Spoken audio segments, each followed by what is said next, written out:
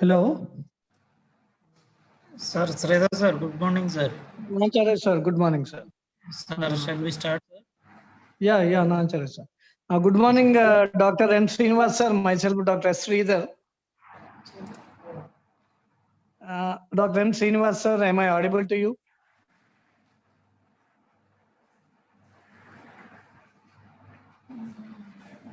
Good morning, sir, Srinivas garu. Yeah, good morning, sir. Sir, I hope you are doing good by the grace of God. Yeah, I'm fine. So we'll start with the session, sir. Okay. I now request Sujana madam to briefly introduce Dr. M. Srinivas sir, the honorable resource person of the session. Sujana madam, can you go ahead with introducing, sir? Okay, sir. Good morning to one and all. A warm welcome to Dr. M. Srinivas garu. Myself, P. Srijna, Assistant Professor in Department of ECE, Lendi Institute of Engineering and Technology. I take the privilege to introduce the speaker of this session, Dr. M. Srinivas garu. Firstly, we thank you, sir, for accepting our invitation. Dr. M. Srinivas garu, who is an Assistant Professor in Department of Computer Science and Engineering from National Institute of Technology, Warangal. He was a postdoctoral researcher at the Department of Computer Science, ETS, University of Quebec, Canada, and also at the Institute of Information Science, Academia Sinca, Taiwan. And also he worked as a postdoctoral researcher in Fontech Engine, IIT, Hyderabad. Dr. M. Srinivas garu completed his PhD at the Department of Computer Science and Engineering from Indian Institute of Technology, Hyderabad. His research interest includes image processing, medical imaging, computer vision, deep learning, and machine learning, etc.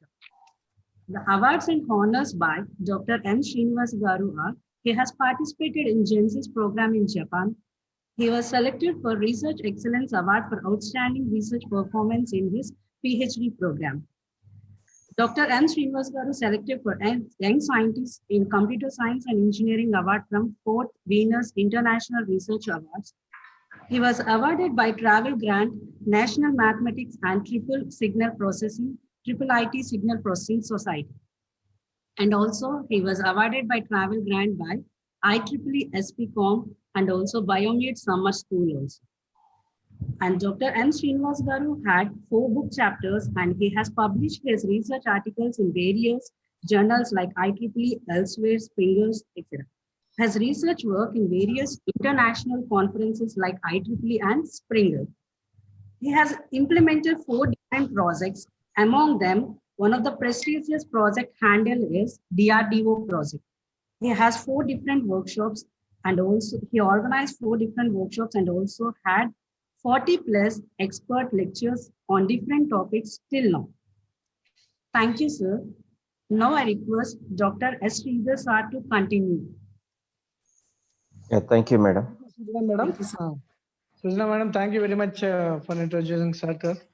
Thank you, sir. May I now request you, sir, to kindly take over the session and enlighten all the participants with your valuable speech. Yeah, thank you, sir. Take over Thank the session. Yeah.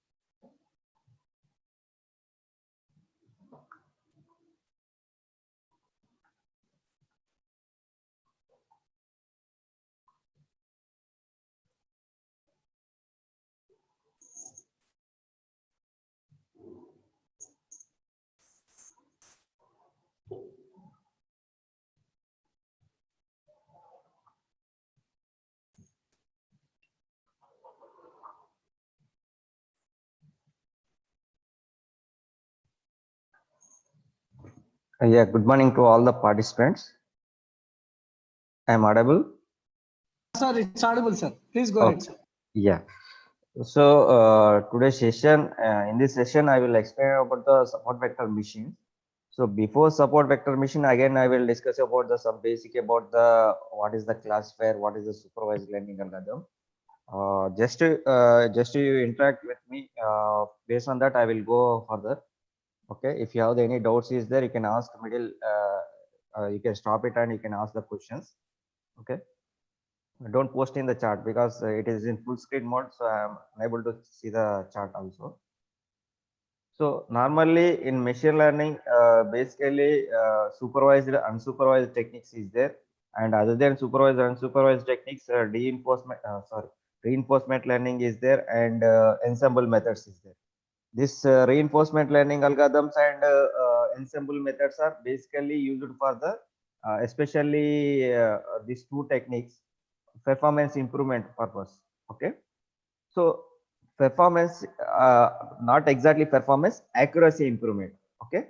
So when you are considering the machine learning techniques, okay, you calculate your method best or not, that you can use the accuracy as a one of the performance metric.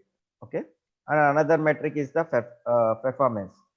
So accuracy, or you can go for the performance like that. So every supervised technique and unsupervised technique, you can express your method either good way or bad way. Bad means, for example, you want to asking about one person, how is that person? Then how the people will give the reply. Maybe they will tell the good qualities of that person, or maybe they will tell the bad qualities of that person. Okay. The same way when you're working on your method or your any algorithm, so how that algorithm or method is working on particular application or particular data set, so that you also need to give either good way or bad way. Good way means you can go for the accuracy as a good way, and bad way is the error. Okay. So we can consider either accuracy or error. Suppose you developed one algorithm in machine learning, or you proposed a new model, then you want to claim your method or your proposed model is better than other existing models. Then other existing models means they are also working on the some data sets. Okay. The data sets may be standard data sets, and they will project their results in terms of the accuracy or error. The same way you also working on the same data set, and how they projected their results, they used accuracy or error. You also use the accuracy, and if they are used error, you can also use the error. This is for the comparing the your results with the existing results. Okay. That you can go for the accuracy or error. So normally we have the another metric also is the performance. Okay. So in this machine learning, mostly we can give the highest priority to, means most of the time we can go for the accuracy only instead of the performance. We give the more priority to the accuracy instead of the performance. Why? The reason is, for example, you simple our real time example, just you have some disturbances there in your health, then you went for the some multi specialty hospital. Okay. Then if you went to hospital, then nowadays everyone knows they will start the basic test to the all the tests. Okay. So the test reports, when it will come, it will be come on maybe today evening. Some of the tests will come, some test will take the 1 day or 2 day like that. Okay. Then what you decided? No, no, I want the my test results within 1 hour only. You given that much pressure to the doctors or hospitals, something you did. Then they work out on your reports. So in that quick time, they will do some miss results kind of thing, or fake results, or maybe others kind of thing. Something happened. Then your reports came. Then doctor sees something. Okay, some problem is there. Then he started he asking to start the treatment. So he give the some medicines. Okay, for 1 month. So more than 1,000 tablets or 2,000 tablets is given to you. Then you believe the doctor. Then you went home and you started treatment. daily you are consuming the tablets. So once you started the treatment, means once you consuming the tablets, what happened, automatically some problem will be started in the your body. So normally you are healthy person only, but because of the time constraints, you get the some fake results kind of thing, or misclassification results, some other results, some personal results is came to your reports. Okay, so because of that mistake, that your entire health again go to the some problem, your problem. So that is also you consuming the medicine means that is the serious health issues will come. So any case, normally instead of the performance, we can go for the accuracy only. For example, your accuracy is 96%. Okay, then your another your new proposed method is the, for example, 97%. Okay, so there is not much difference. Only 1% accuracy is there.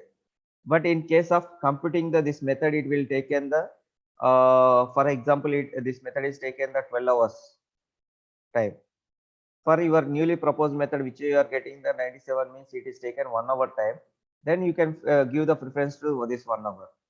In case of your results is 96% also, it is taking completion time is 1 hour, then you can consider that time, because your time difference, your performance difference is a lot is there, because here 12 hours, 11 hours difference is there.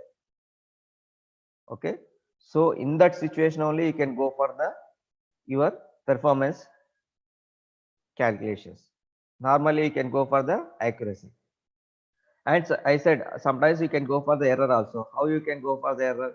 So based on how the existing people results are projected in terms of error, then you can also calculate the error. If they're not calculated error, then you can go for the accuracy. So you come to the supervised learning algorithm and unsupervised learning algorithm. So here also supervised means say you can go for the accuracy error.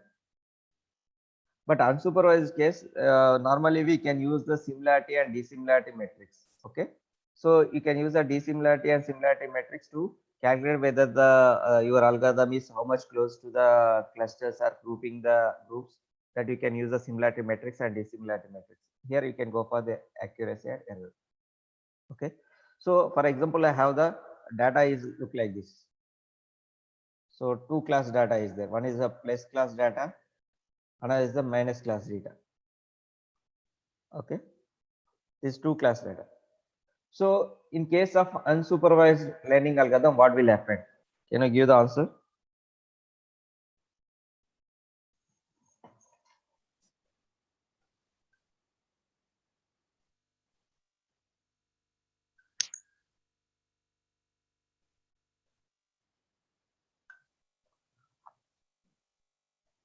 Yeah, if you know answer, can anyone give the answer?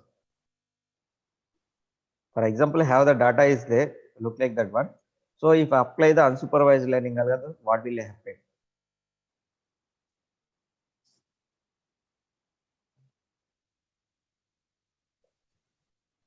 Any answer?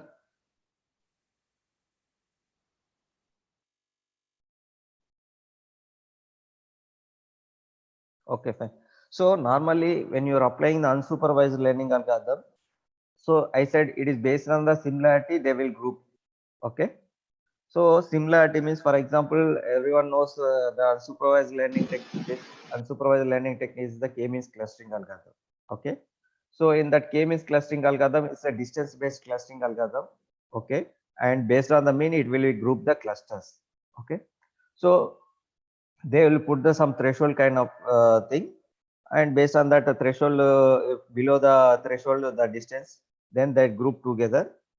Okay, that will follow. For example, in a k-means clustering algorithm, what will happen? For example, you consider initially randomly you can select the clusters. So for example, I want to do two clusters. So randomly pick up the 2 points. For example, I pick the 1 point, this one. This is my initial cluster, and I will pick the one more point. This is my another cluster. Okay, so remaining what are the points is there? For example, total 100 points is there. Already 2 points are removed. So remaining 98 points is there.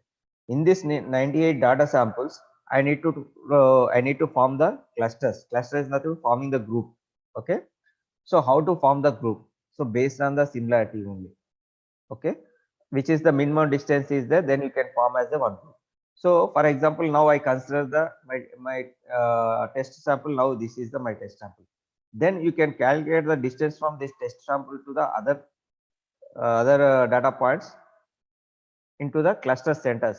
So for example, this point to the cluster center, first cluster center, this one, and another cluster center, this one. So which is the minimum distance? Either cluster, for example, this C1, this is C2. So which is the minimum distance, C1 or C2? Okay. So C1 is obviously it is the minimum distance. Then you can consider this is also belongs to the cluster C1. Okay. Now this initially only one point is there. That one point means that the center of that point is itself only. Now second point also reached in the cluster C1. Okay. Then the center will be changed. So then 2 points is there. The center is BD. So how you calculate the center? By calculating the mean of the 2 parts, it will be comes to center. So once you take the calculate the mean, the center will be here. Okay, this is the center now. Next, you can consider another point. For example, this is my test sample now. Again, you can calculate this point to the cluster centers. Okay, so this is the one distance. Another distance is this one. Again, this distance is smaller than the second distance. So again, this point also considered as the cluster C1. Now in this cluster C1, 3 points is there. Center is here. Okay, new point around. Then again calculate the center between the this new point and already existing cluster. So maybe center will be comes to 3 points here. So like this way, you can do the all the points. You can form the clusters. Okay. So once you form the clusters, that are not the final clusters. Why it is not final cluster means you are taking initial clusters are random. Okay. For example, you taken here as a initial. This is my initial cluster, but your data points and all are this side. Then your cluster center is move to this side because you consider the mean. Okay. So mean based cluster you consider, then your cluster is moving to this side. Okay, in this direction. Okay. So for example, one point is there. So here also what happened? Your cluster is chosen. For example, initially I am choosing here. Okay. Then your data points all are this side is there. Another side direction. Then you what happened? Your cluster center move to this direction. For example, your C2 final cluster center is came here, but initially this point is you can consider as the nearest to this one. Then you given this assigned to the C2, but some more points is there in C1 like this is there. Then what happens? Center is come to here, but after the first group of clusters, okay.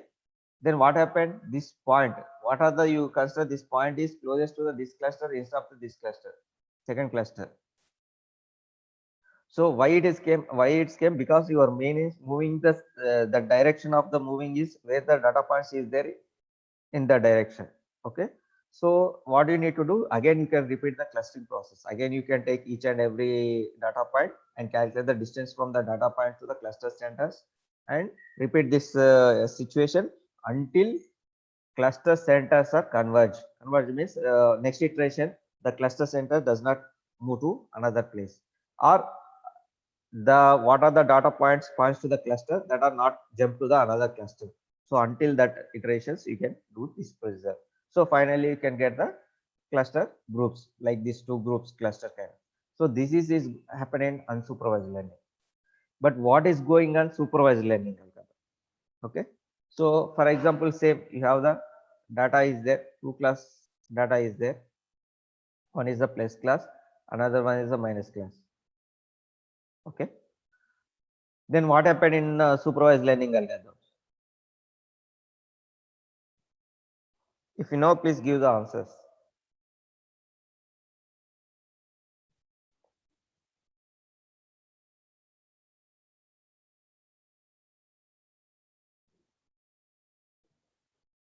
So anyone give the answer?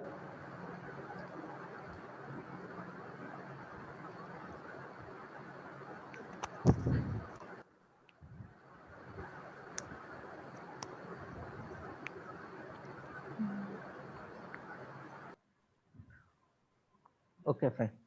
So normally in supervised learning algorithms, you have the algorithms is there, different type of supervised learning algorithms is there, like KNN, Bayesian classifier, Clear decision trees, nearest algorithm. Okay. yeah, decision trees, and neural network, density. support vector machines, like this classifiers is there. So these classifiers are, each classifier has their own properties kind of thing. For example, you can take naive based classifier. Okay. So what is the functionality of the naive based classifier? It is the probability based method. Okay. Based on the probability, you can do the classification. Okay. I am not going to details about the Bayesian classifier. Just I give the outlines of the classifiers. What is the functionality of that? Next, you take another classifier. KNN is the K nearest neighbor classifier. Okay. So K nearest neighbor classifier is the is called as a lazy classifier. The main thing is based on the neighbors.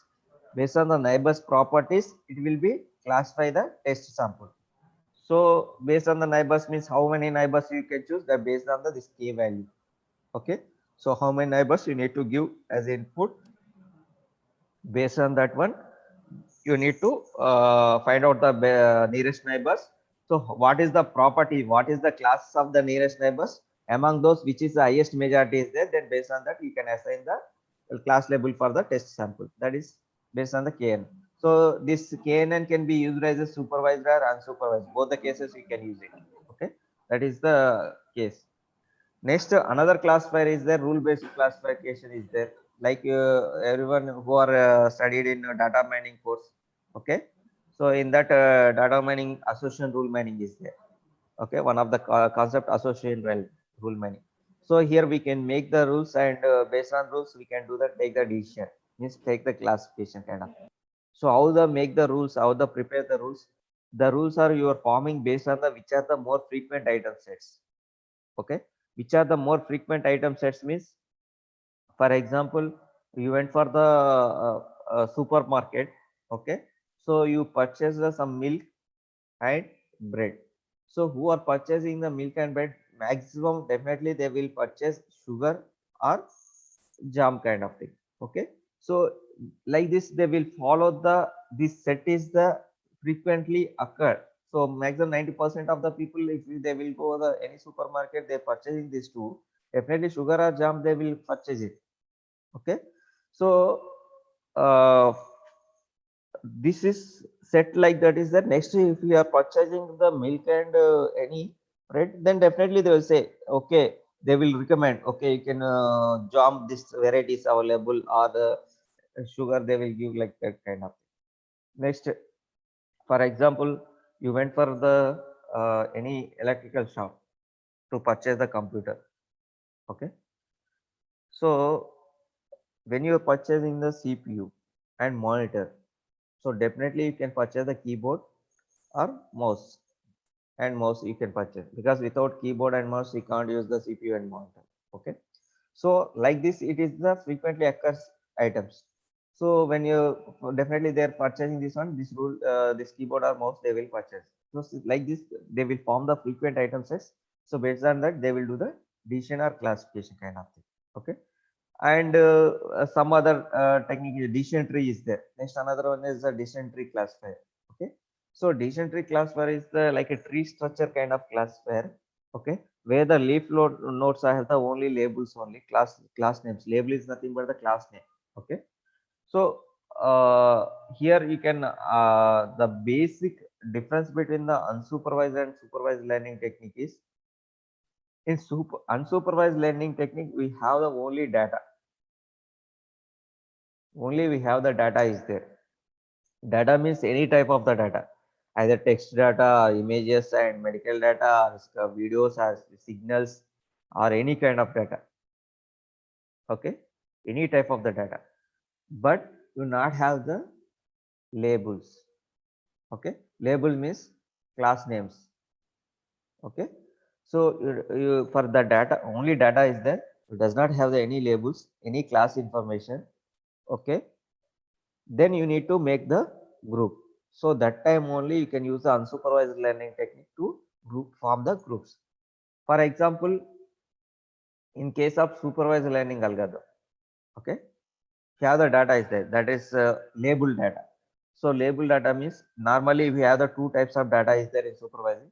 One is training data, one is the test data. Okay, so training data we have the labels. Okay, training data we have the labels. Test data we does not have the any labels. we need to predict the test data labels. Okay, so we need to predict the test data labels. So you need to predict the test data labels means how you predict. You already training data is there. So based on the training data labels, we can generate the model. Okay. So what is the model? Model is nothing but the set of rules only. Set of rules are set of parameters. Okay, that one only. Okay. So you can develop the model. So when the test data is there, due to this model, then this model will be generate the labels for the test data. So these labels is related to the test samples, but actually test data also have the labels is there, but we can't use the entire process, entire program. When you use the test labels, you need to calculate the accuracy or error.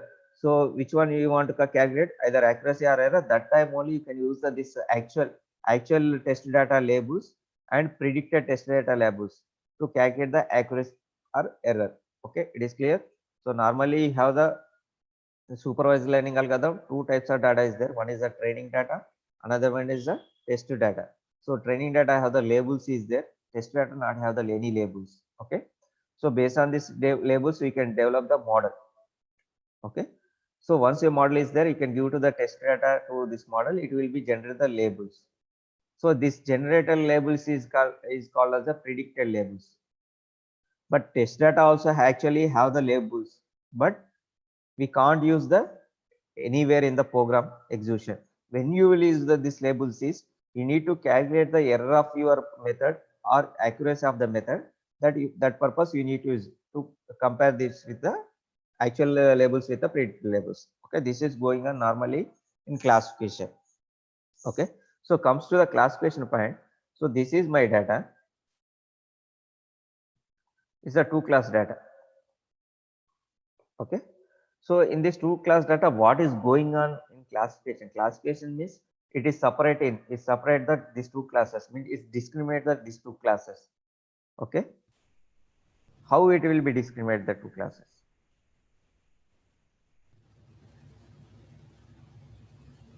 Any answer?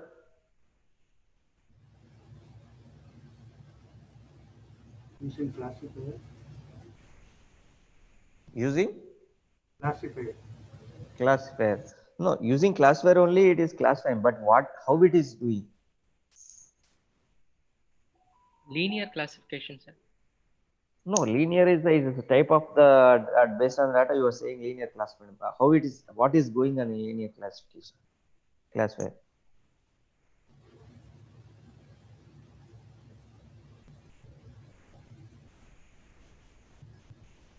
So, for example, you are saying linear classifier. Linear classifier means what is going on? Just to, you are saying it is separating. Okay. So this is the two classes is there. It is the, for example, place class. This is the second class is the minus class. So you want to separating these two classes. Am I right? So Yes, this separating these two classes means you are what you are doing. You are constructing one line. Okay. So you are constructing this line is nothing but we can call as a hyperplane or decision boundary. Okay, so with the help of this hyperplane or this decision boundary, you can separating these two classes. So what is this line? Line equation is y equal to mx plus c. Am I right? yes, sir. So what does that mean? This y equal to mx plus c. So for example, you take the any neural network classifier or maybe SVM also comes to the SVM. I will explain. So normally you can see y equal to w transpose x plus b. You can see this kind of equation. Am I right? Yes, sir. So you can just compare it. Both are same or not? Yes, sir.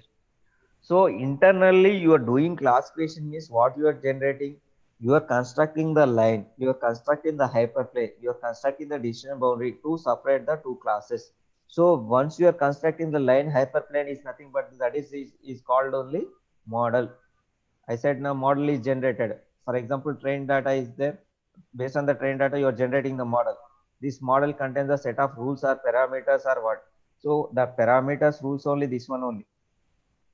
Here parameters M and C. For example, in this neural network case, y equal W transpose plus X plus B. Okay, these are the, in this, what are the parameters is there? W comma B is there. What is the W? Weights. Okay, X is the your input data. Okay, so what is the B? Bias. Okay, so comes to the here y equal to mx plus c. So if you not given the c, what will happen? I given only, if I go y equal to mx, then what will happen? C equal to 0. Starts from the origin. So your line, what are the decision boundary or what are the hyperplane is there, that is start from the decision boundary. Sorry, start from the origin. Okay, so here from the here onwards it will be start like this. Am I right? So it is start from here. Then what will happen? You consider here one point is there. Okay, class 1 data point is there. For example, another point also is there, class 1. Okay, another point also is there like this. So what happened? These points are misclassified. Okay, so always if you are taking the your hyperplane and decision boundary from the origin, it is the not give the better classification results. Why? The reason is simply your data points are below the your decision boundary. These are the class 1 data points, but you can consider this entire part is the class 2. Okay, so it will give the more chances to misclassification results. Okay, so this is the what is going on internally in the classification means simply you are constructing the line. That line is called the hyperplanes and decision boundary to separate the data samples, to discriminate the data samples. Okay, you remember that. And if you not given the you are taking c equal to 0 means your data, your hyperplane or decision boundary passing through the origin. So when it is passing through the origin, it is not always give the better classification results or better discriminate results, because our samples not above the line or below, not like that. Okay, it is there anywhere. Okay, based on the samples you need to construct the line, means based on the samples, based on our data, we need to generate the hyperplane, not based on the origin.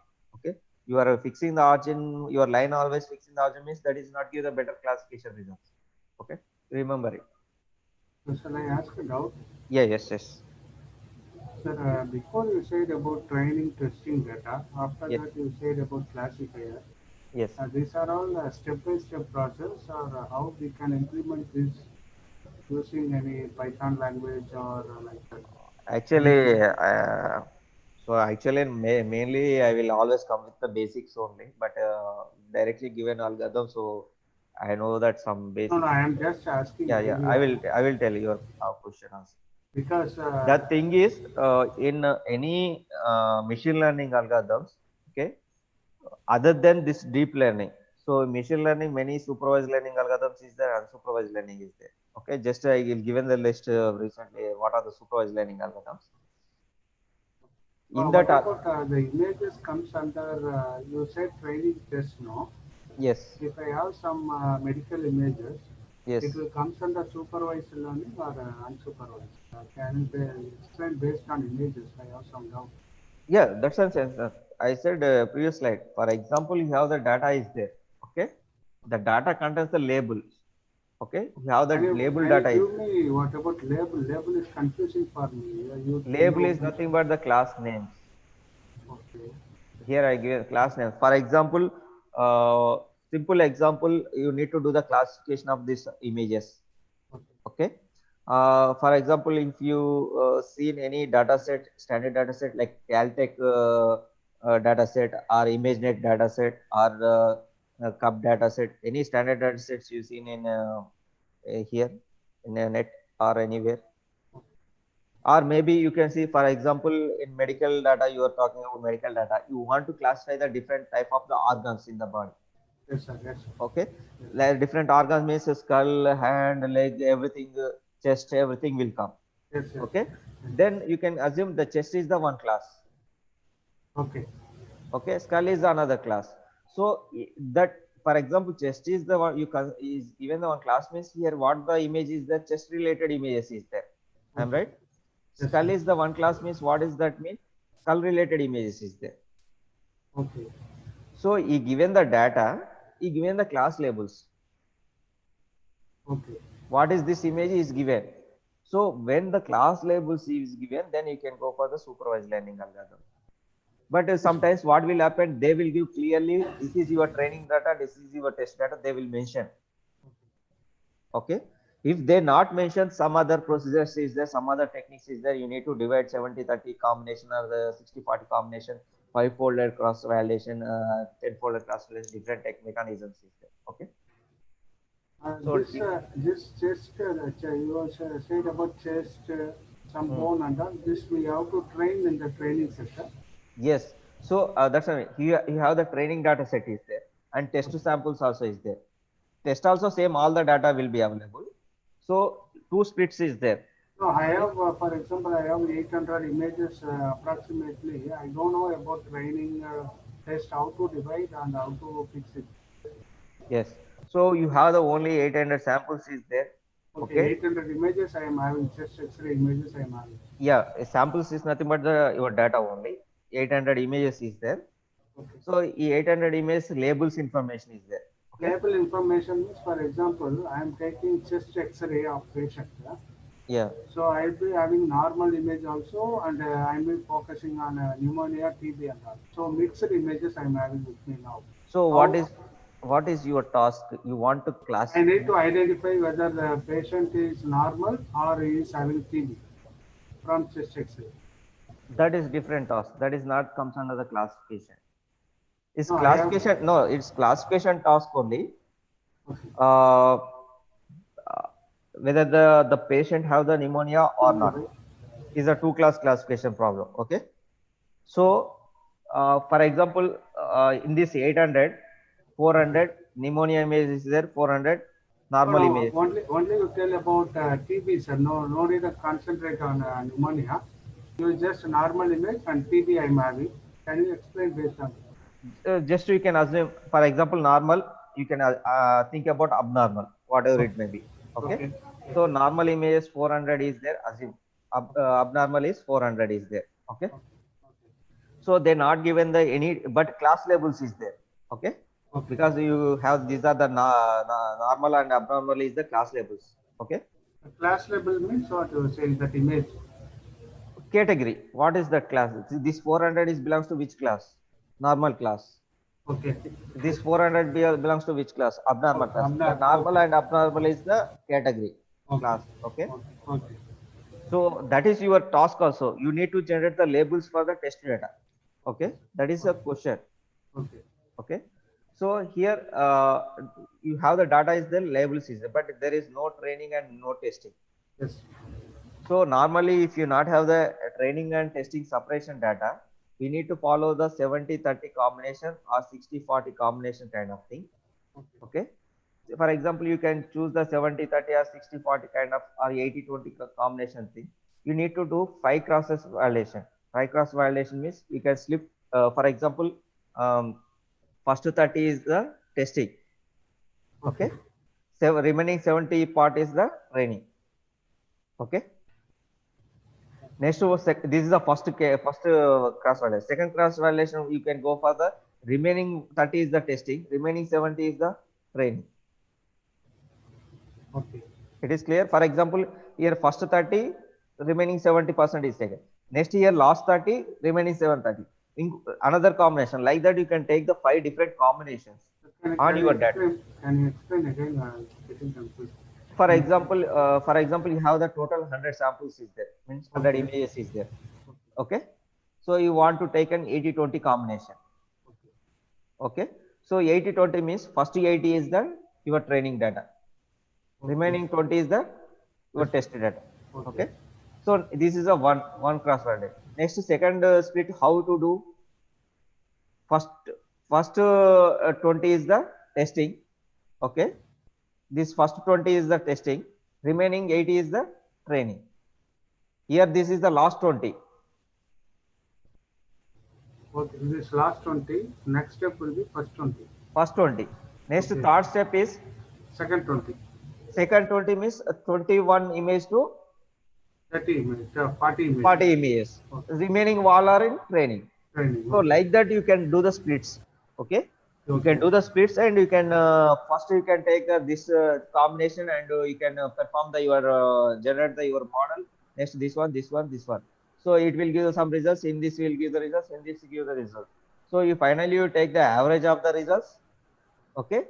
Or maybe you can take the best results. It's up to you. You can mention I have taken average of all the 5 combination results, or I taken the best results of the 5. That you can project your results. So this where I have to implement. So this I have to implement in neural network like that, or some other.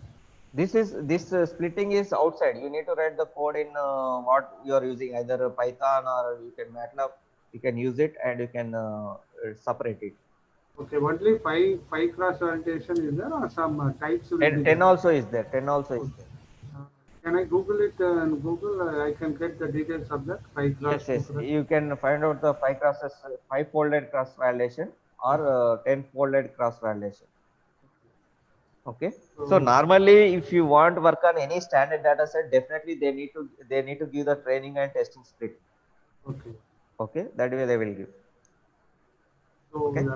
based on this 70-30 only, we have to try and test everything. That is up to you. You can mention I taken the 70-30 as my training 70 and testing 30, and remaining splits also taken like this. You need to mention where you how you're doing. Either you take 80-20 or whatever it may be. Okay. Okay. So after doing this, I can go for classification. Yeah, but see here, for example, you are taking this 80, okay, 80 as a training. So when you are using any classifier, okay, to train the model, okay, to train this with this data, you train the model again. Some classifiers again they will ask the some data. Some data means, for example, 70 is the actual training, 10 is the testing. Okay, this testing is called as a validation data.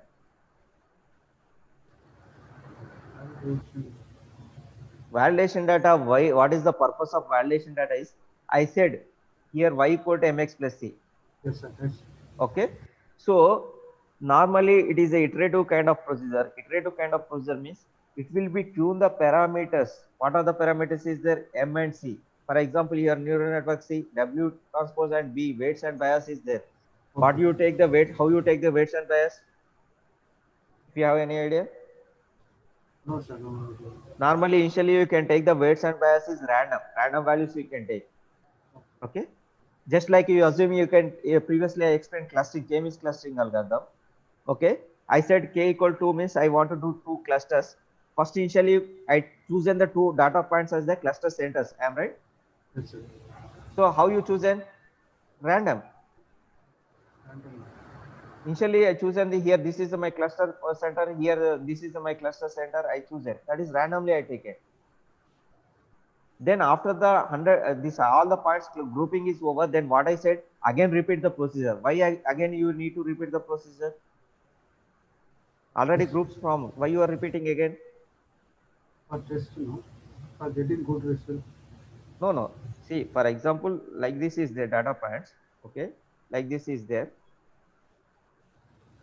Okay, these are my one class. This is another class. Okay, so K means clustering algorithm. K is the how many clusters you want it. Okay, that is given by the K value. For example, I want 2 clusters. Okay, so initially you need to choose the 2 data points as the cluster centers. Because it is based on the center, you can do the grouping. Okay, so for example, I chosen which one I chosen. For example, this data point chosen for the one cluster, and this is also chosen for the another cluster center.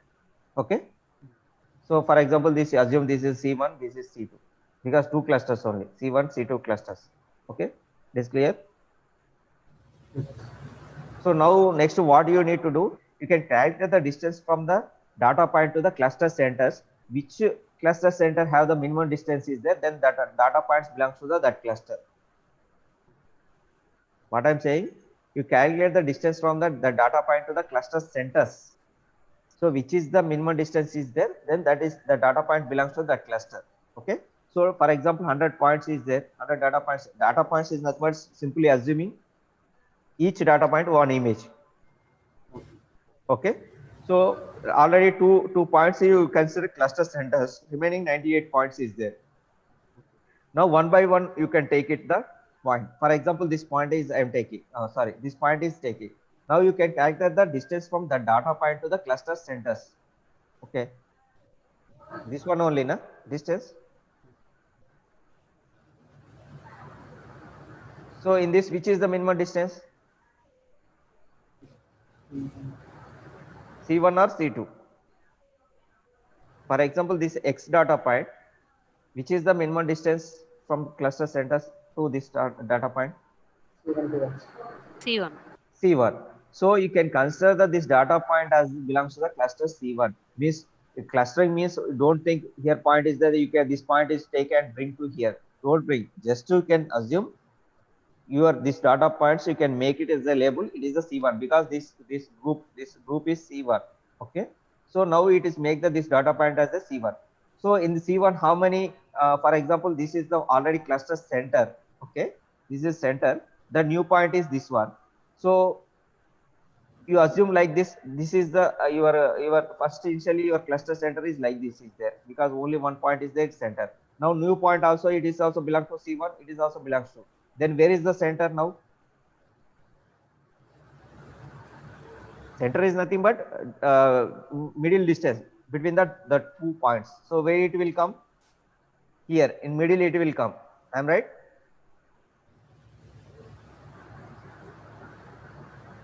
How we calculate the center for these 2 points? Middle of the distance. How to calculate the center? 2 points is there. What is the center? Middle point only.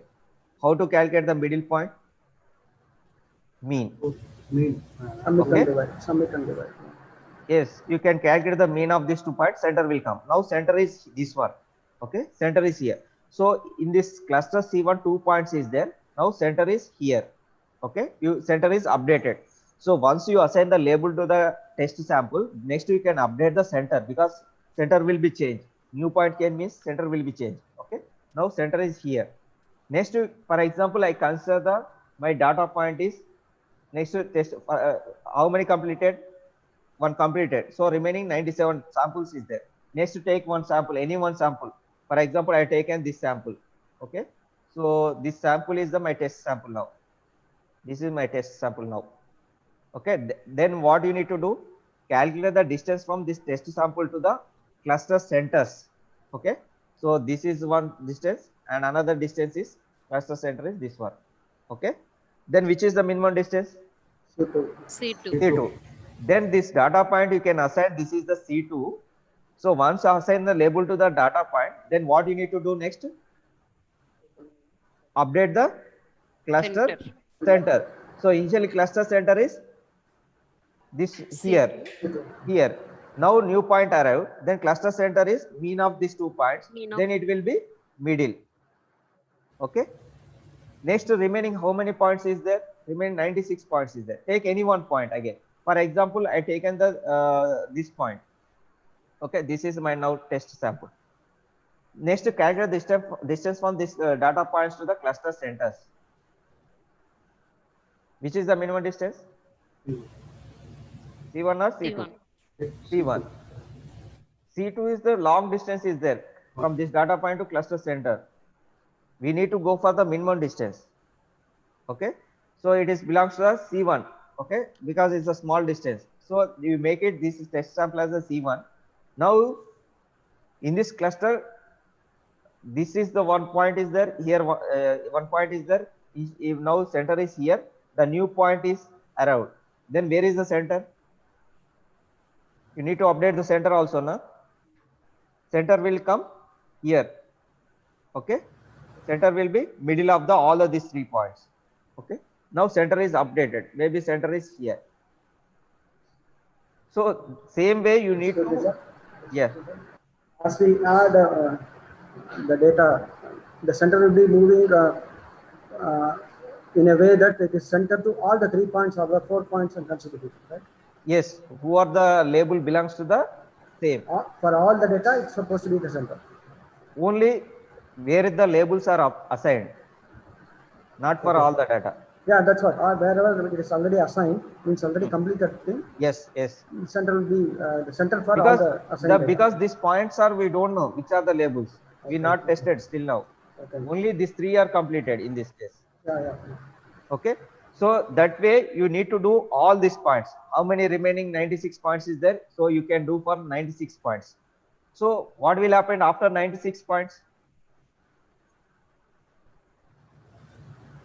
It will be form the one cluster like this, another cluster like this. Am right? It is correct or not? These all are class C1, these all are class C2. But is there any chance, by any chance, if C2, any one of the data is very closer to C1? That's what I'm saying. This is, first it is clear, your 96 points all are completed. Okay. So after that, you have the like this clusters is there. Okay. But these are the not final clusters. Okay. Why it is not the final clusters? Any answer? It's only test 2. There may be a chance of misclassification. How? It's not classification, it's cluster. Yes, sorry, sir, cluster. Now we have clustered some points in C2. We have the chance that that maybe belongs to actually cluster 1, C1. Yeah. Because it is most near to the C1. Okay.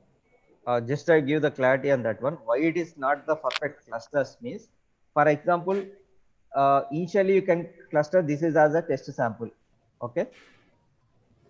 So initially my cluster center is here. I am right? Initially starting my cluster center is this one. I am correct? Yes, sir. For C2. Okay. So for example, now I want to do, initially I want to do test sample this one. So this is the minimum distance and this is the second distance. So which is the minimum distance? C1 or C2 for this test sample? C2. C2. Then you assign that this is the C2 label, then you can update the mean. So such way that you are doing all the samples. Then in this case, in C2 case, most of the samples is right side only. Okay. For example, most of the samples is right side. Then what will happen? Your center will be move which direction? In right. Right direction it will go. So after all the samples is completed, center where will come? Maybe here. Am right? Yes. Okay.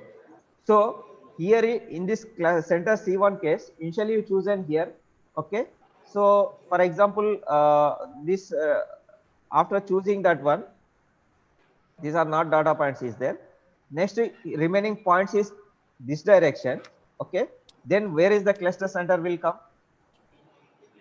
Here.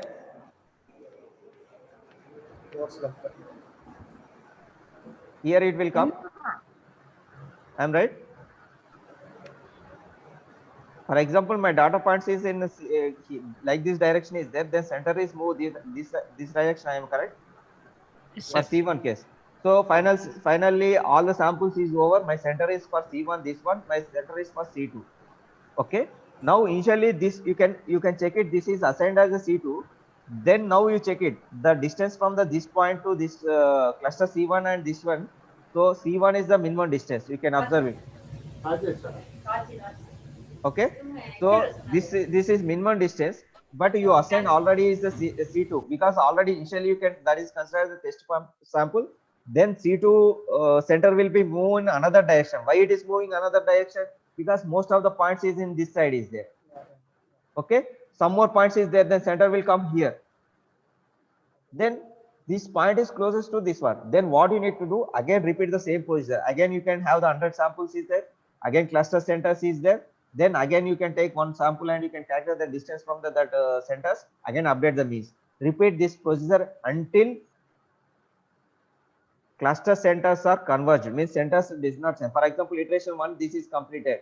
Next to take the another second iteration, third iteration, fourth iteration, like that. Every iteration, this 100 samples, you can calculate the distance and you can assign the cluster centers. Okay. So until cluster centers are converged and any data point, next iteration, when you're doing next iteration, this data point does not move to the another cluster. If it does not move to another cluster, means mean will not change, cluster center will be not change. Then that clusters are perfect clusters only. Until that time you can do. So each iteration it will be tune the your cluster centers. It is clear? Sir, can you once again explain the convergence criteria? Just convergence. How do you converge? See, How it converges? this first iteration you clear? Yeah. Okay. So what I'm saying, for example, initially you choose in the one point. Okay. This is your cluster center. Okay. See one. Then this is your test sample. Okay. Okay. And another cluster center is here. Second cluster center. So you can first your test sample is this one. Then which is the minimum distance? C1 or C2? C2, the right side one. C2. Yes, Yeah. C2. Then you can assign this is the C2. Am right? Yeah. Next updated center.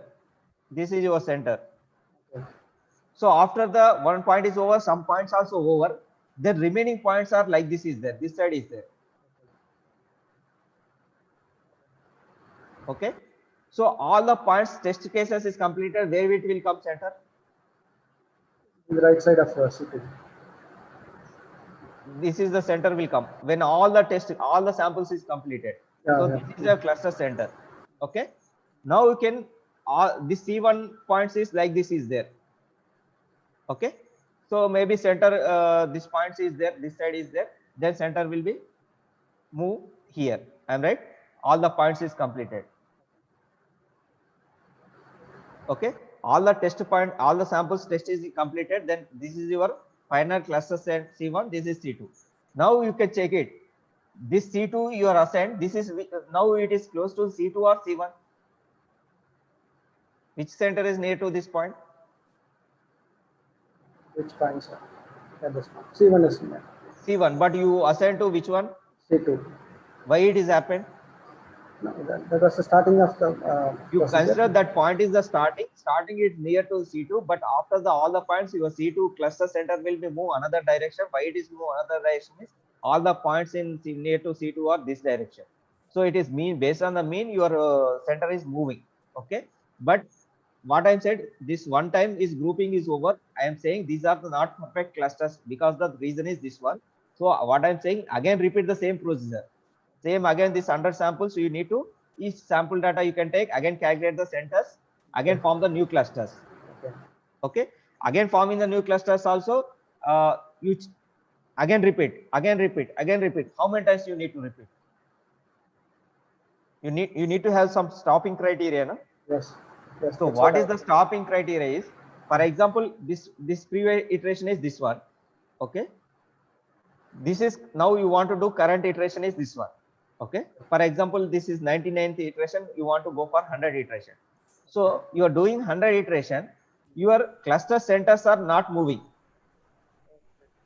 Here for after 99 iterations like this is there your data. This is your C1 cluster. This is your C2 cluster. Okay. So when you are going for next iteration, the cluster is not moving any direction. If not moving any direction means what does that mean?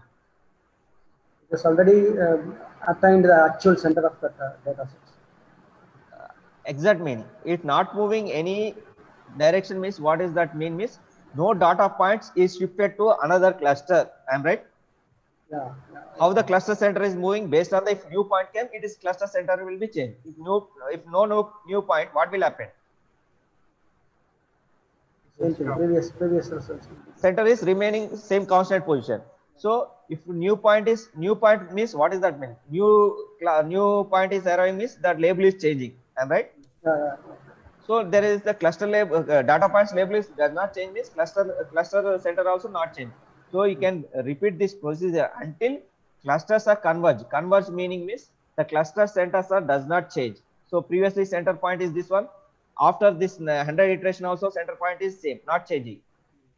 Okay. So cluster points is not changing means you can do the stopping your repetition, stopping the procedure. So what happened in this iterations? What will happen? Your cluster centers are moving in tuned. order. Okay. I am correct? Okay. Same, you come to the any this hyperplane case, y equal to w transpose x plus b.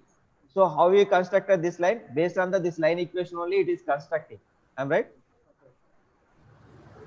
It is correct or not? Yes, sir. So what is the w and what is the b? W is nothing but the weights, b is the bias, this is your input data. So based on your input data, you are calculating the w and b. But initially, what is these values? These are the random values initially. But every iteration you are doing repetition procedure, what will happen? These weights and bias values are tuned. So what after about activation function, sir? What about activation function here? the activation function gives the non-linearity in your data. For example, any like this is there your activation function. So it will be pass the data in this level only. With the help of the activation function, it will be pass the data in this level only.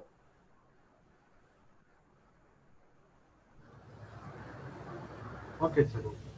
So generally, activation function is give the non-linearity in the data. Non-linearity means, for example, you take any image. Okay, you are consider the image. What is the image? Image is nothing but the Graphical data. matrix only. Okay. So it contains the values, pixel values, pixel intensity values. Am I right? Yes, sir. It is correct or not? Yes, sir. Yes, sir. Pixel intensity values means what is the intensity? For example, you can consider the binary image. What is the Zero. pixel intensity value? 0 and 1. 0 or 1? 0 and 1. R. R. Okay. For example, if it is grayscale image,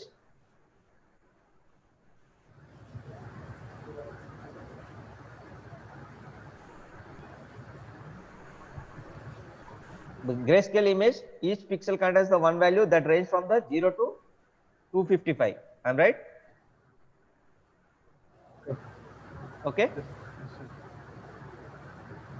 Next, color image is there, our regular using image. So color image is nothing but each pixel contains the three values R, G, B. So each value range from the 0 to 255. Okay. I'm right? Okay. That are pixel intensity range. Okay. So any image you take it, any image you have the native values is there.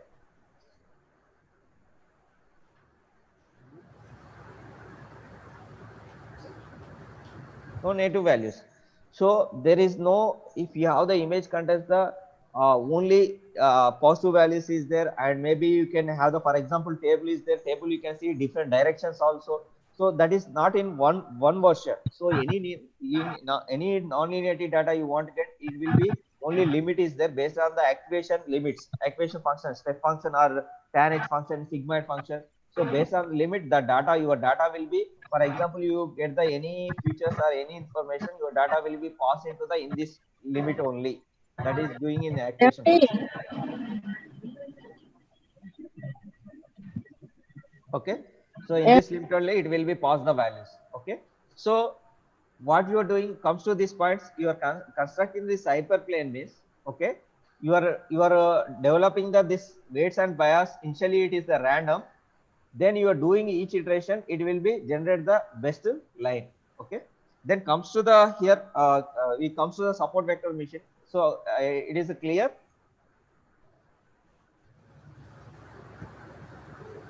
Yes, sir. Yes, sir. Okay, fine. So normally support vector machine is the one of the good classifier technique. Before deep learning, these support vector machines are widely used many years. Okay. So it is developed by the Wapnick. Okay. In 1992. Okay. From 1992 to I think 2011, this SVM is widely used. SVM is good classifier, and even neural network also good classifier. The problem with the neural network is it is take the lot computational time compare with the SVM. Okay. So SVM is used for many different applications like object detection and return recognition, and any content based image retrieval, biometrics, any application they use. Okay. So normally here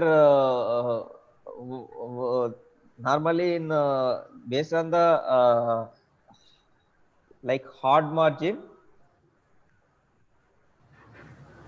Next one is the soft margin, kernel. This based on the this technique, we can use the different versions of support vector machines. Okay. First we can see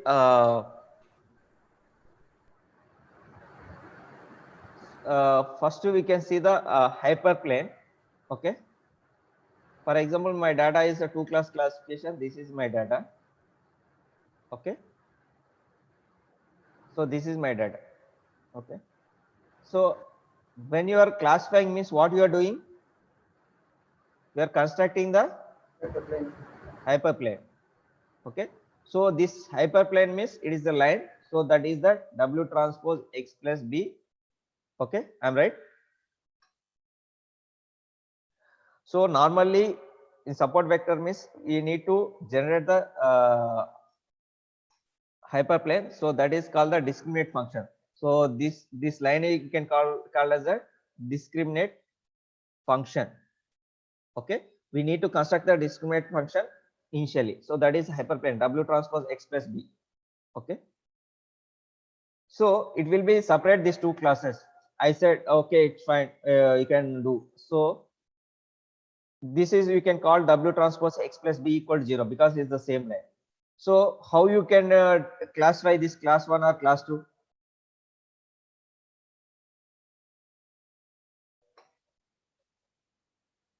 For example, this is a G of X. G of X is the W transpose X plus B. Okay, equal to 0. If G of X greater than 0, what does that mean?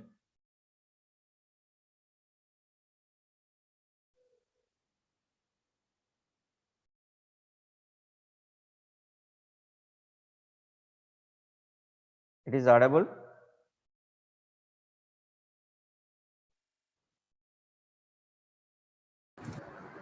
Sir, audible, sir. So if G of X greater than 0, what does that mean? It belongs to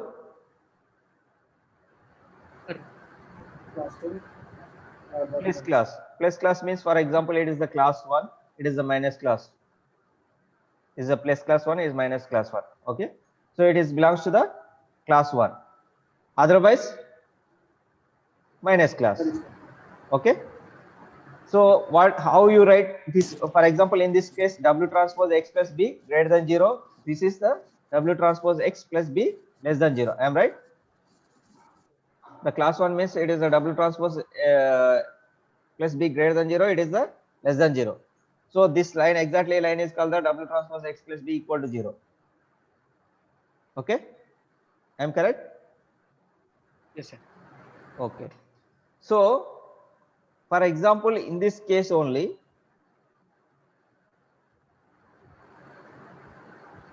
so like this data is there, so it is visible. It is visible or not? Because I am seeing the polling, one polling is came was pop-up window. Yes, sir. Visible, sir.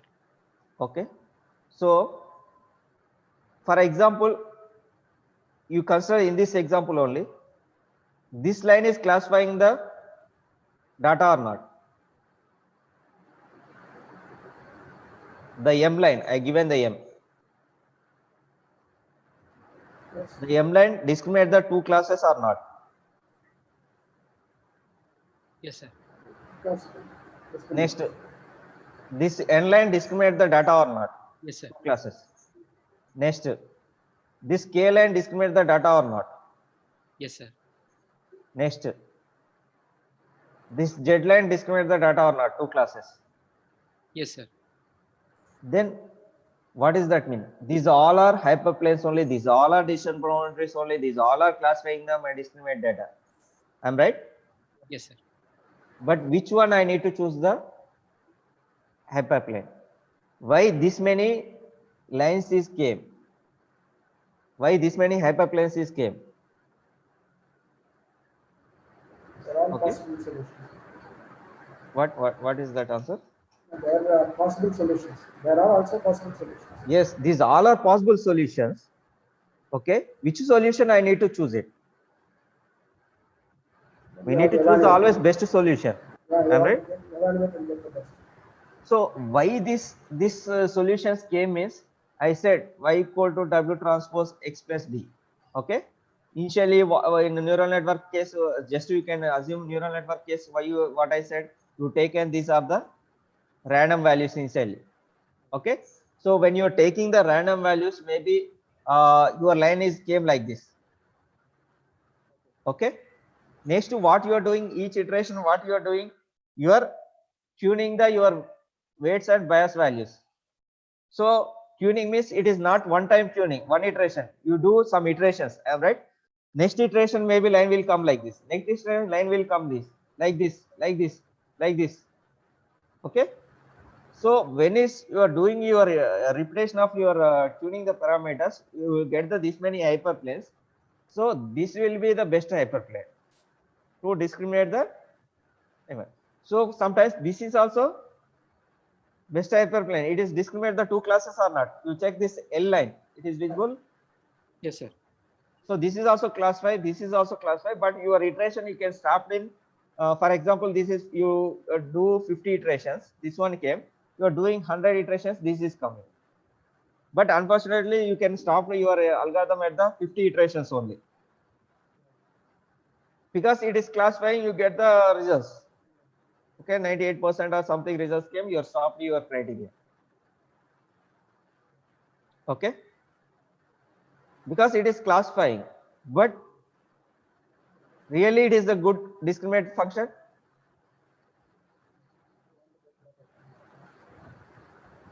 No, sir. No, why?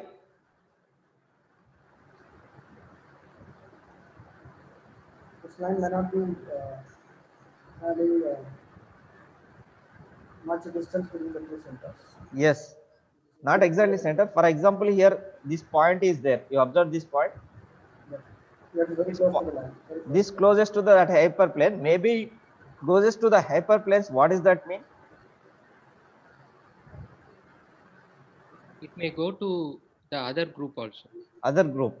So what does that mean exactly? The meaning is, for example, simple example, you want to discriminate the student. How you discriminate the student? First class student, merit student, second class student, like that you can discriminate. Am I right? Yes, sir. One person, for example, who are got 60% above is the first class. For example, one person is getting 59, then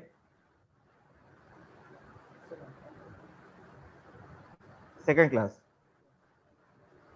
Okay, but he has the readable capabilities almost near to the 60% student. Am I right? Yes, sir.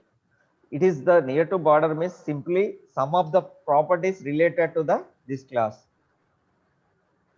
but that properties may be 40%.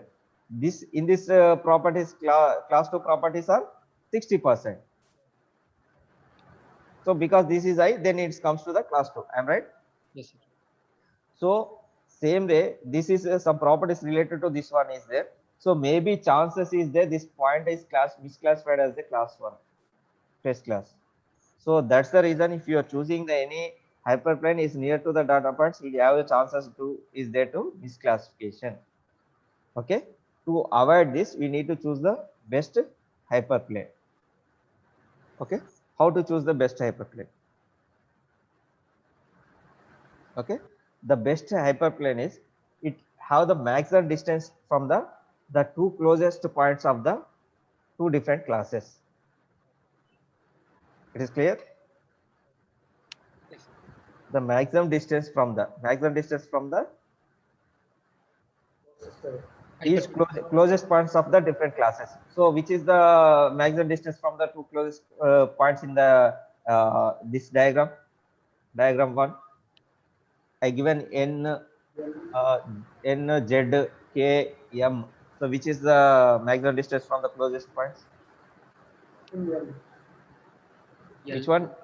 n z k m. 4 is there.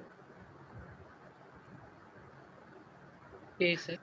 K. Okay. So what are the closest point? For example, you can assume this is the one of the closest point. This is the one of the closest points. Okay. So for example, this closest point. So this you can see this K is the maximum distance from the closest point. So that is the your best hyperplane. Okay. Okay. Uh, This next. is margin, sir. Margin. No, margin is different. That I will come to next. This is a hyperplane. How to choose the decision boundary? Okay, that contains the maximum distance from the closest points. Okay. Okay. So that is normally happen in the all the remaining classifiers, like neural network also same thing. But here in case of SVM, another nice technique is there to get the better results. It will be extending the boundaries of the your hyperplane, both the directions. Okay, it is clear. So this is my data points. This is a two-class classification. So what I said. So it is have the maximum distance between the closest point. For example, if this is closest point, this is the closest point. This is only maximum distance. I'm right. Is correct or not? Okay. So what I said next, another property is called the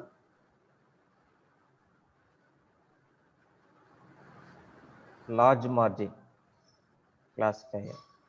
So large margin classifier means it will be extending the decision boundary both the directions. Both the direction means class 2 and class 1 direction.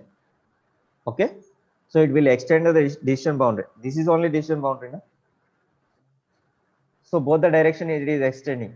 How it is extending both the direction means both the class side until it will be touches the closest points.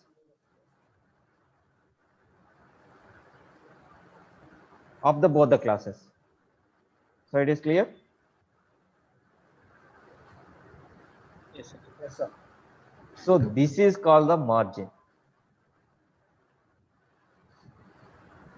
Okay. So first of all, you remember here, normally in any classifier case, you need to choose the best hyperplane. So this is the best hyperplane.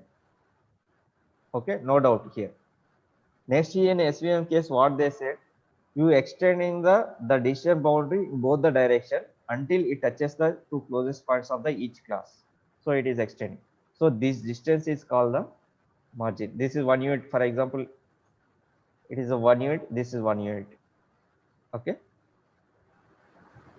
So it is clear. Yes, Okay. sir. So normally I said W transpose X1 plus B greater than or equal to is 1 is a plus 1 class, or W transpose X like Xi all the data points. Okay. B less than or equal to minus 1 is the class 2 is the minus class 1. Okay. That is your doing. So why, for example, if any data points is here, then what is it will classify?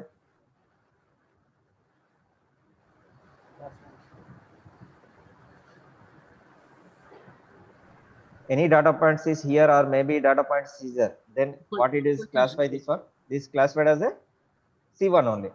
This is classified as a C1. C2. C2. C2. C2. So this entire area is the margin. This is the safe zone only. No problem. If any data points is there here also, no problem, because it will give the correctly classified. Then what is the this width? What is this width? Margins. No, that is margin. What is the width exact value? The function equal to 0, sir. Yes, 0.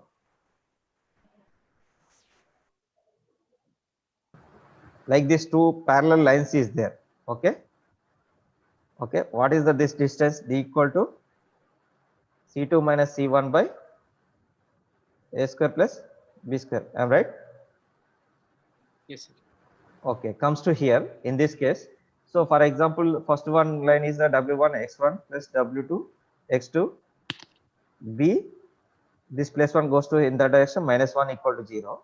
Next another line W1 X1 plus W2 X2 plus B This minus 1 goes to the inside, plus 1 equal to 0. These are the two parallel lines. Am I right? Yes, sir. So what is the distance? B minus 1 plus, sorry, B minus B minus 1 by W1 square plus W2 square. Am I right? Yes, sir. So that is 2 by, you can, this is considered as a mod double, just you can assume. It is correct? Okay, sir. So the width of this margin is called the 2 by omega. 2 by W. Omega W, you can assume. Okay? It is clear or not? Yes, sir. Just you can take, you calculate the distance between the two parallel lines. That is the, this is only equation. Okay? So your lines are this one. So you can minus B plus B is 1, minus 2 is his mod is there, means plus only consider. This W1 square plus W2 square is the omega only, 2 by omega. Okay? I'm right? Okay, sir. So this is the margin. So this is the margin means what is the motivation of here? You want to maintain the maximum margin, then definitely you will get the better classification results. I'm right? Okay. Your this is the your margin is maximum, then what will happen? The It distance. will give better results, no? Yes, Better classification, better discrimination. So that is called the large margin classification. It is clear? yes, sir. Okay. I have a small doubt, sir. This Yes. hyperplanes, now we have drawn three hyperplanes. They'll be having the common slope. No? Can you repeat? Your question is not clear. In your this particular diagram, you have drawn three hyperplanes. No, hyperplane is this one only. One, middle one. Middle one only. I written now this is the best hyperplane. That is best hyperplane.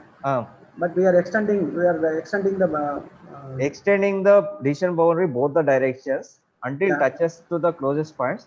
No, So no, this is called the margin. okay. The condition for extending is by maintaining the same slope Both the directions. in both directions. Yeah, Yeah. No, that is how it is extending, that will come. yeah, that's right. On which basis you are extending both the directions. Okay. Right, sir. Right. Okay. Because that is the mechanism compared with the other classifiers. That is the only difference here. Okay. Okay, sir. So you are here clearly understand what is that mean here.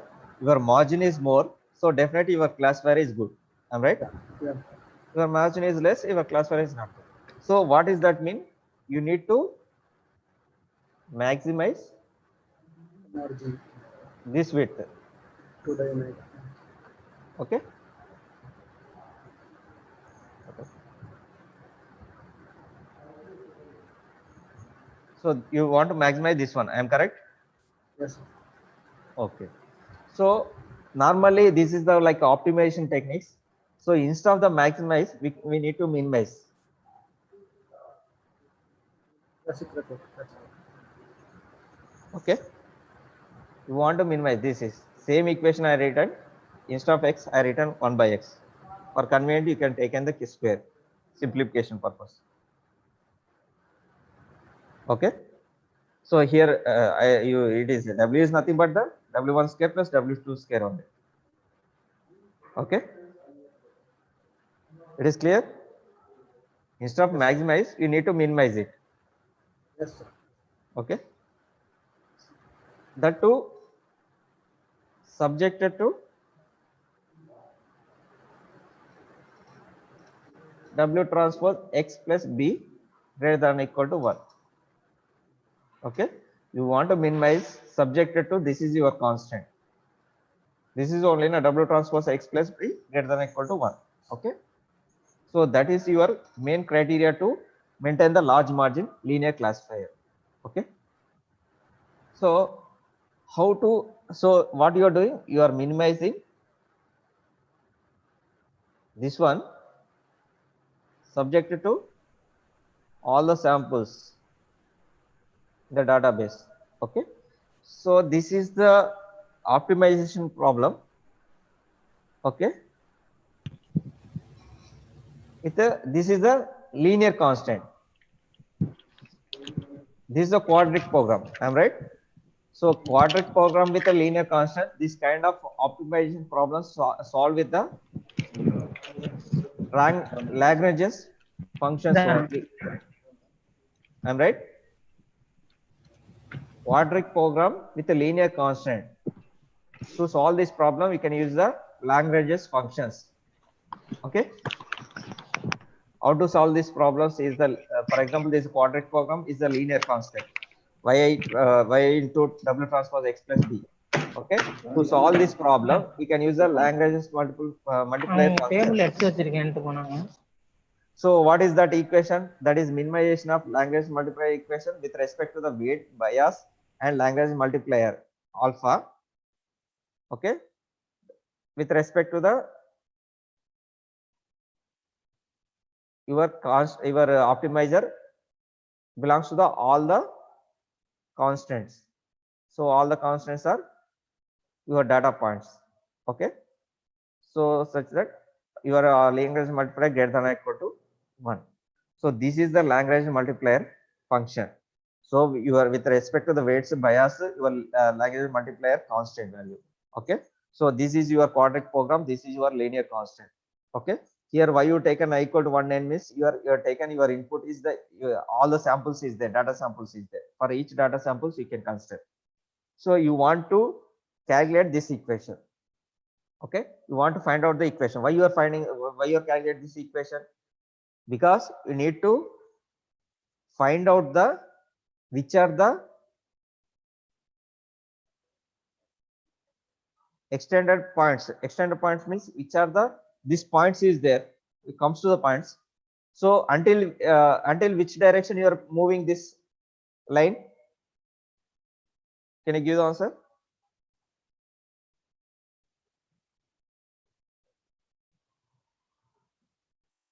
It is audible. Yes, sir. Audible, sir. In both the directions, no? Left and right, no? Both the direction. Until which points? Until it touches the nearest point or closest to that. Until touches the closest points, not one closest, maybe multiple also come. That Okay. points, the points which are lying on the line, that are called as, for example, here 2 points is there, here 2 points, here 3 points is there, like this is there. So these points are called the support vectors. Okay. Okay. So that you are extending means how much you need to extend. That is based on the support vectors. So that you are calculating here. You need to find out the support vectors. Where is the support vectors and where is the my hyperplane, the line. Okay. So the line will come with help of this W and B. I'm right. This is only line. Okay. So here you need to calculate the weight and bias, because what you are taking initial weights or bias we don't know.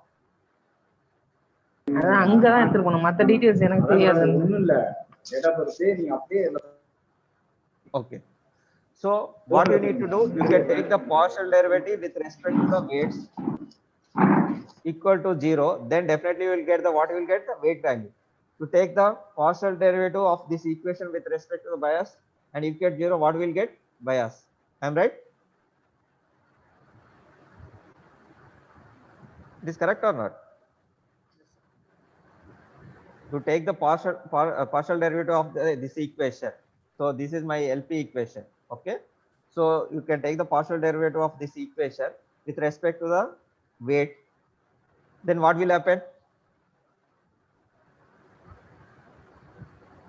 This term, what will happen? You will take the partial derivative with the weight.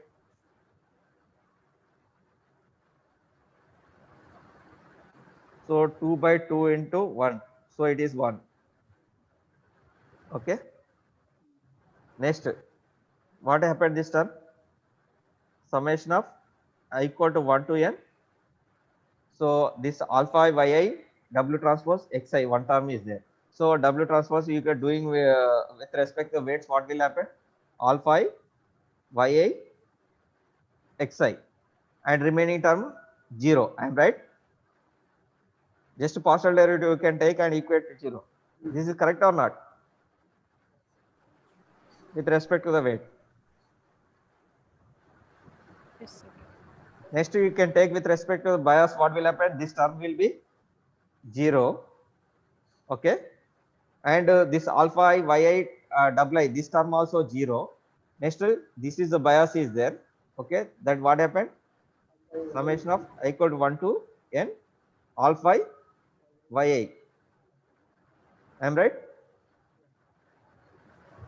So this is the weight and this is the bias you calculated. Okay. So once you are calculating the weights and bias, substitute into this equation again.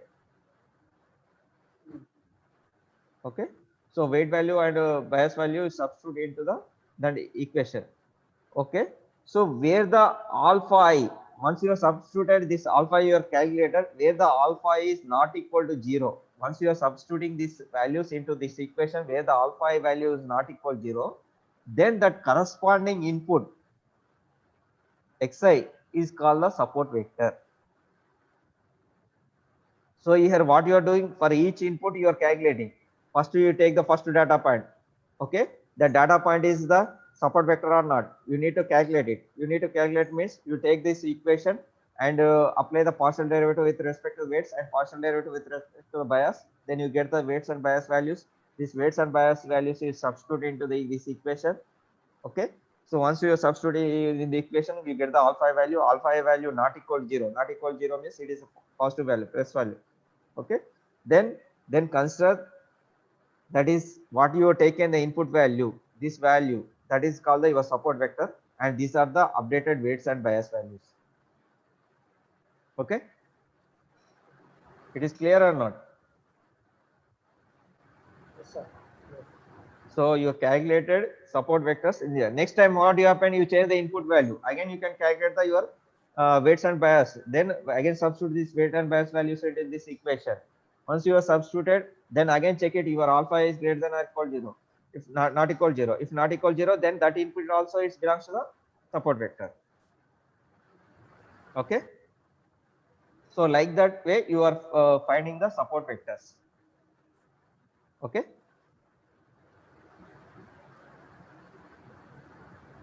It is clear or not? Yes, sir. Yes, sir. Okay. Next comes to the another concept. For example, my data is like this. So how can I discriminate this one? How can I classify this one?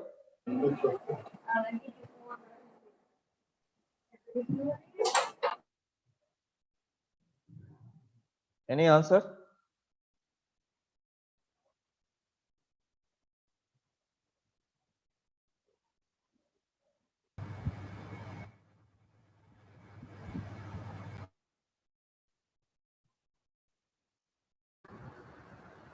Identify the hyperplane. Just I can take the any find the decision boundary, it will discriminate. Okay. Okay. For example, my data is like this.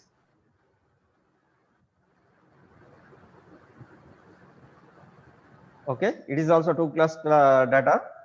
One is plus class, one is minus class. Can I construct the any line to separate this data? No straight line can be the answer. For example, I have taken this line. It will discriminate my data. No. It is possible. Can No. I this line and this one and this one? So any can I construct any line? It will be separate the this data or not? Discriminate this data or not? No straight line can be the answer. Huh? No straight line can divide it. It is not possible. Why it is not possible? Intertwined, no? Both the data are mixed. Because my data is not linear. It is the non-linear data. Am I right? It is the non-linear data or linear data? Non-linear. Non-linear data. Non-linear. So non-linear data are not possible to discriminate with the linear functions. Okay. So definitely you can go for the non-linear data function. Okay. Then comes to the another that is the hard margin. Large margin is over. Next one is another concept is the soft margin. Okay. The soft margin concept is So for example, these are my data points. Okay. So this is my decision boundary. These are the, for example, my extended boundaries margin. This is my margin. Okay. So this is my support vectors. Am I right? It is clear? Yes. For example, one data point of class 1, class 2 is here, one data point of class 1 here. You observe these 2 points. Yes. Okay. Then this is the linear data or non-linear data.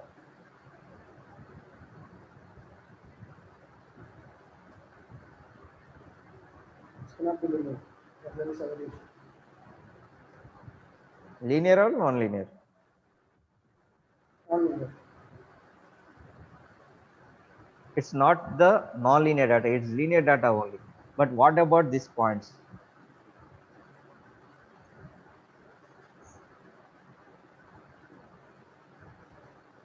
These points are called the outliers. Okay, this is linear data only, but these 2 points are outliers. Outliers means they have the different properties compared with the class objects. Okay, it is clear. So this is W transpose X plus B equal to 0. This is W transpose X plus B, for example, equal to 1. This is W transpose X plus B equal to -1, this line. Okay. So how to solve this one is, we can use the with help of the slack variable. Slack variable means error. Okay. You can calculate the error. Slack variable means error. Assume it is error only. You can calculate the error. How you can calculate the error? The distance from that point to that support vector. Okay, that margin line. So calculate the distance from this point to this belongs to class line, and you can calculate the distance from this point to this line. Okay, so you can calculate that is a slack variable that represented with the sigma 1. Okay, so this is a sigma 1, this is a sigma 2, this distance, for example. Okay, then here also same thing. What is our problem? 2 by, you need to maintain the maximum margin. Am I right? So instead of that one, what you are solving, you need to minimize this one. You are doing minimization of this one. Am I right? Okay, this correct or not? Previously what you did? Yes, sir. Yes.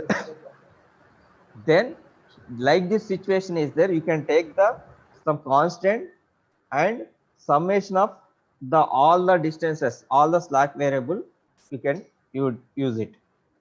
You need to minimize for this one. So this is called the soft margin. This is like a simple constant. It is used for the overfitting, avoid the overfitting kind of thing. Okay. So here also you can minimize this one, same subjected to y into W transpose xi plus b greater than or equal to 1 against a slack variable will come. Same repeat again. You can, how to solve this problem? It is a optimizer problem with a linear constant. Okay, quadratic program with the linear constants are solved with the Lagrange's functions. Then again you can take the Lagrange function. Then after that, what you need to do, to take the partial derivative with respect to the weight and partial derivative with respect to the bias and equal to 0. So here weight value will get, here bias value will get. This weight and bias values again substitute in the equation. So here where the Lagrange constant value is not equal to 0, then that are considered as the support vectors, and you are get the weights and bias values. Am I right? The thing is same, but you are added only extra concept is this one. So you added this extra concept. So that is called the soft margin. Okay, it is clear or not? Okay.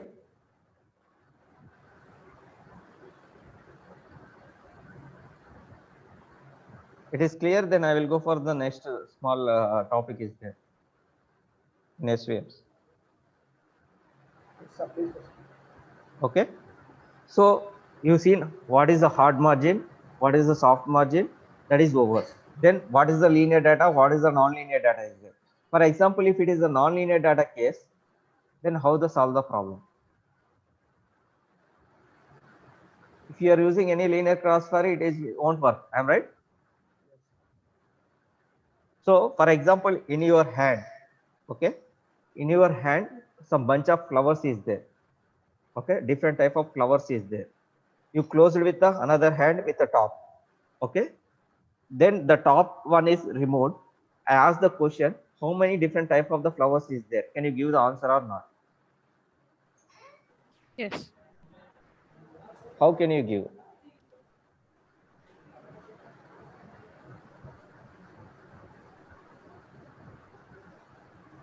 Count and tell. No, how? If a bunch of flowers is there, that inside also will come. Only outer side will be visible. I am right. Yeah. Some of the things are written there. Only outside what are there only visible, but inside what is there that are not visible. Okay. So what are the overlapping is there not visible? Then how will identify the types?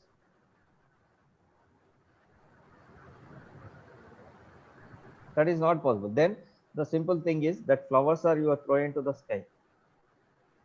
Then did you identify or not?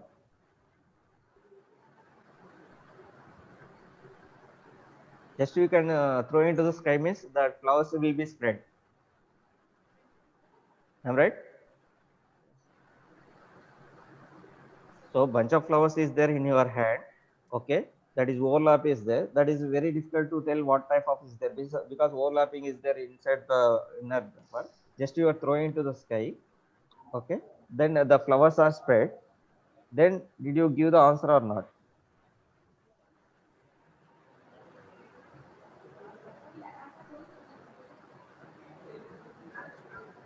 Yes or no?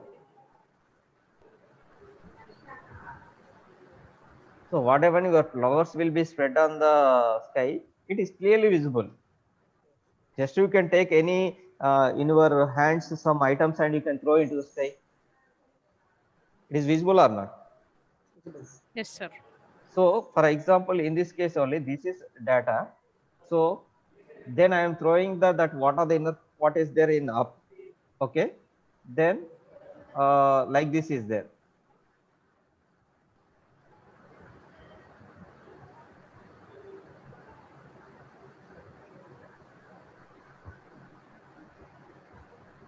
Can I separate now? You assume it. Just you can you have the two hands you keep in the like this. Then you can your top one is take away. So for example, this is one hand. This is the top of the your second hand. Okay. Just to your lower hand is this one. To remove the top hand. Okay. This is your top hand. This is the lower one. So can I discriminate? When you are combining both, it is very difficult.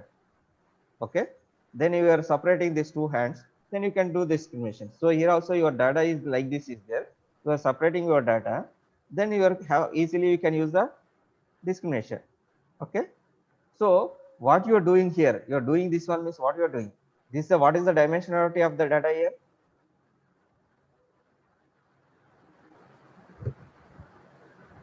Is a two-dimensional. Am I right? Yeah. What is the dimensional of here?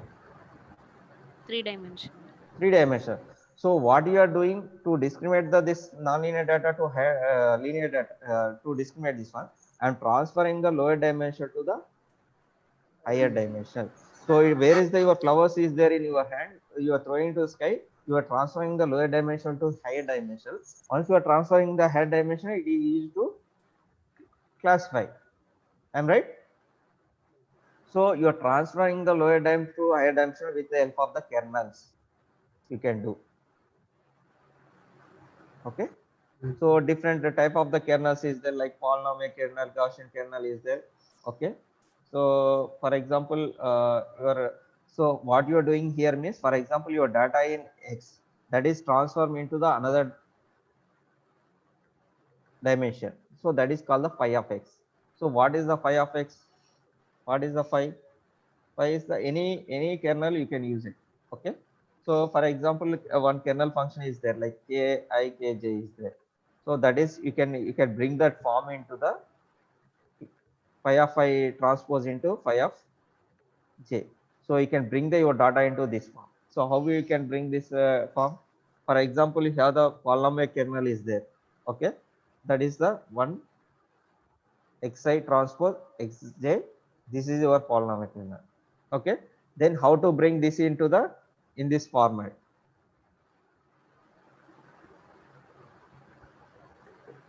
Okay, you need to bring this pi of x transpose into pi of. So they can divide this one. You can simplify this 1 plus x square formula kind of thing. Then you can bring this into the in this format, transport into pi of xj. Okay. So once you are getting this data into this format, then instead of normal data, you can use this data. Okay, I'm right. Instead of using the normal data means g of x equal to W transpose x plus b initially. I'm right. So instead of the x, what you need to use?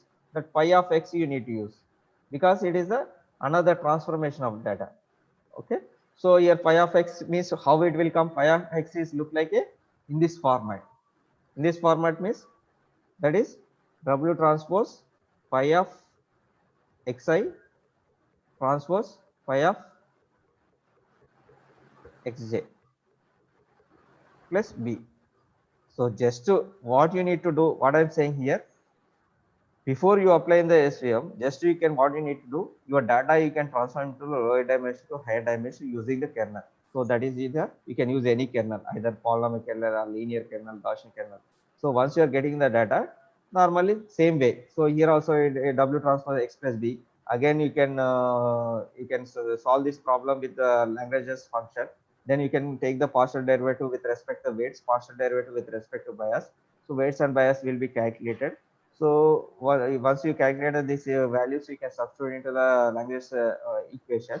So where the alpha I not equal to 0, then we can consider that as the support vectors. Okay. So this is clear. Yes.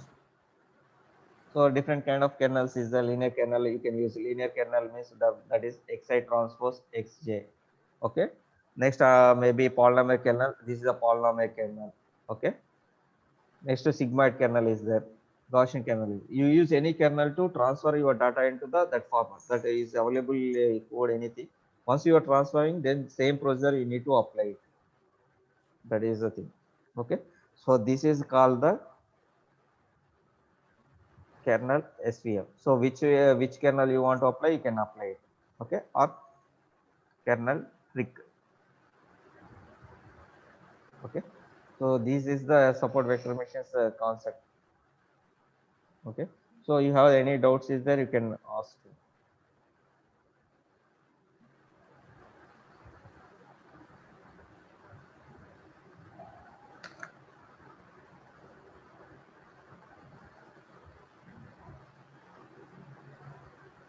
Any doubts?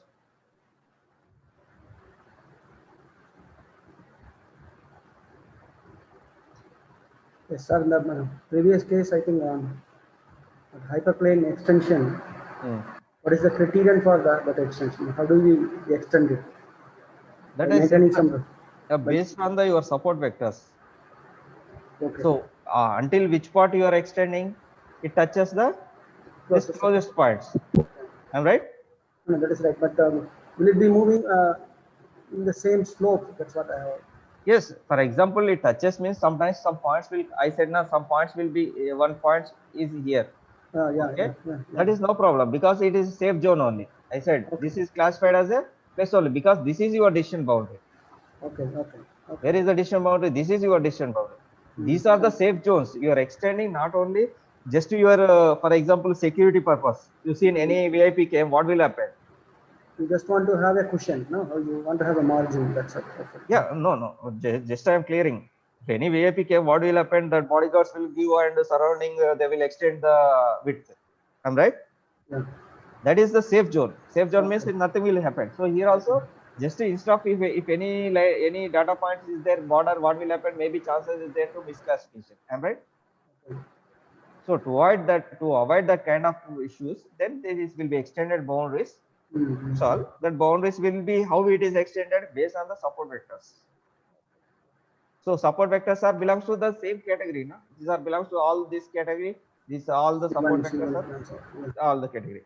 So some applications you can find out some people will say instead of considering all the data, all the sample data to classify, means at the time of testing, okay, they use the only these support vectors only.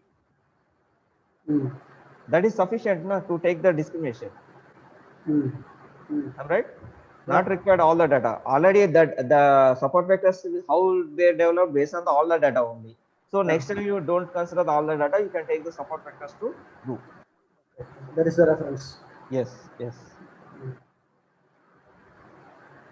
Okay. Right, sir. Thank you. Thank you very much. Any other doubts?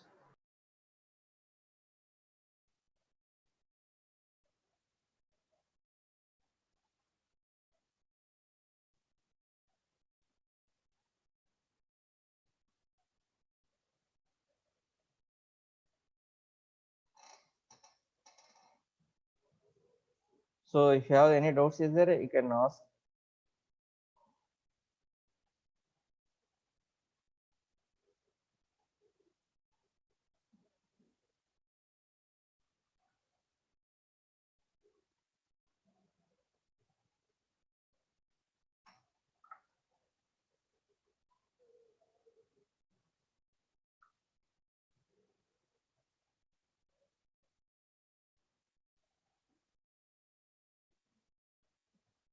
Right, is okay, fine.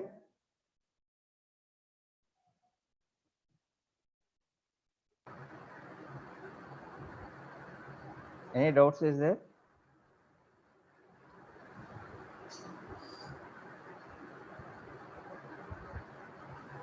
No, sir. That's explained. Everybody is suspended. Okay. I think Dr. Sridhar has to interview now. Sridhar.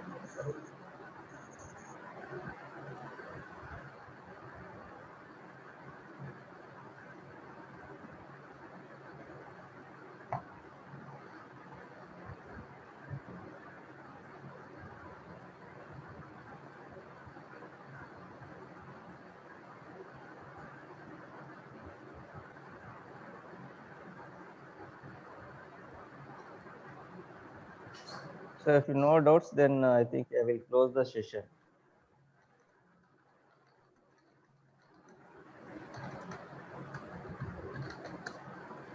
Thank you, sir.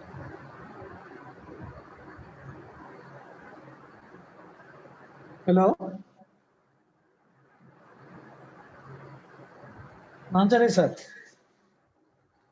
Sir, I guess, sir, you're done with, right, sir?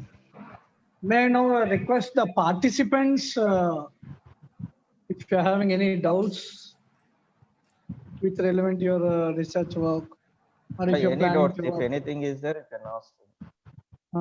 participants, because this is one right platform wherein you can interact with people like Dr. Srinivas Garu and other stalwarts in the teaching field. If you're having any doubts with relevant to your research works, or if you're seeking any research problem definitions, you can interact with. And sir, with your kind permission, Yeah. We have promised all the participants that we are going to maintain a repository of all the presentations. So if you can provide any material relevant to the current topic, at the end of the STTP, we can share the same to the participants. It might be helpful for them. Yeah, I will share. I will send the mail. In fact, we are collecting PPTs as well as other material, relevant materials by various resource persons. Okay, okay, no problem. I will share it. The If any participants can go home with a lot of knowledge. Yeah, That I was will the share main it. idea. Yeah, I will And share. my sincere thanks to you, sir, for having spared your valuable time to enlighten all of us. Thank you very much, sir.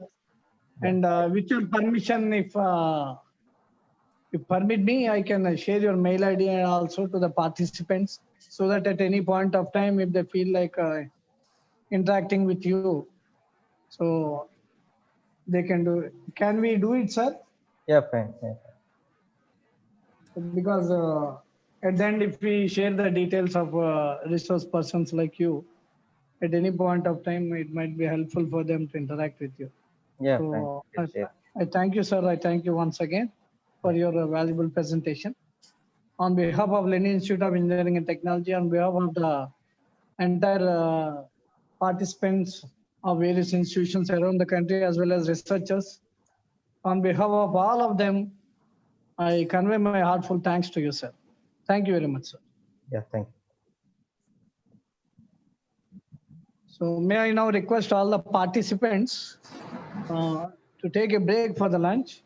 And in the afternoon session, we are having one more stalwart resource person from NIT Warangal, Dr. Ravi Kumar Jatot, sir. So sir is going to enlighten all of us again on K-means clustering algorithm associated with case study. So I request all of you to take a break and tune your times to 1:50 p.m. so that sir will start the session at 2 p.m. Thank you one and all for your patient listening. Thank you.